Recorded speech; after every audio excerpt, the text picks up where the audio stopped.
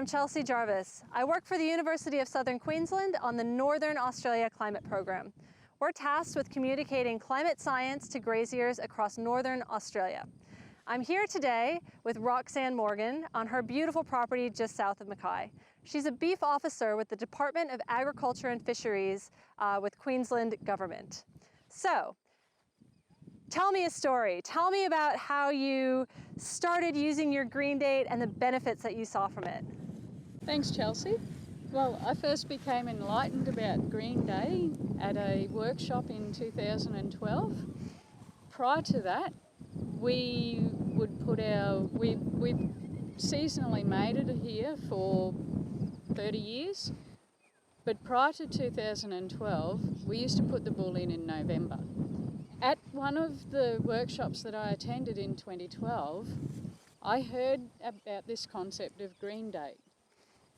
So that's the technical definition is the date by which you've had a 70% chance of having received at least 50 millimetres of rain over a maximum of 3 consecutive days after the 1st of September. After the 1st of September. Mm-hmm. When I actually located what our green date was, it was Christmas Eve. Oh wow, so that'd be much later than...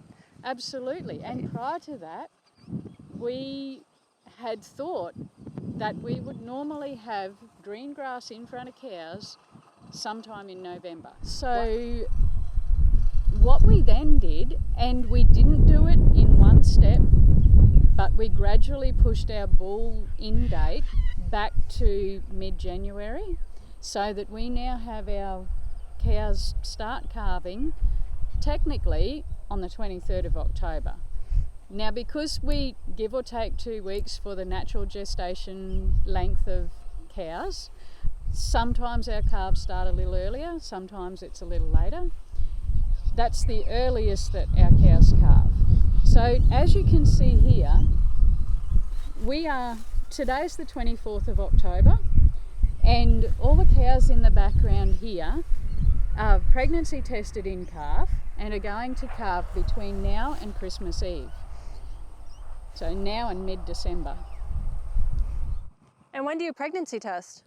So we pregnancy test them at the latest when we wean their calves, and we try to maintain enough body condition that anything which hasn't gotten back in calf is able to be sold by the time their milk's dried up. So essentially what I'm seeing here is we have cows in great condition. We have a lot of grass, even though it's been a dry year for the past couple years.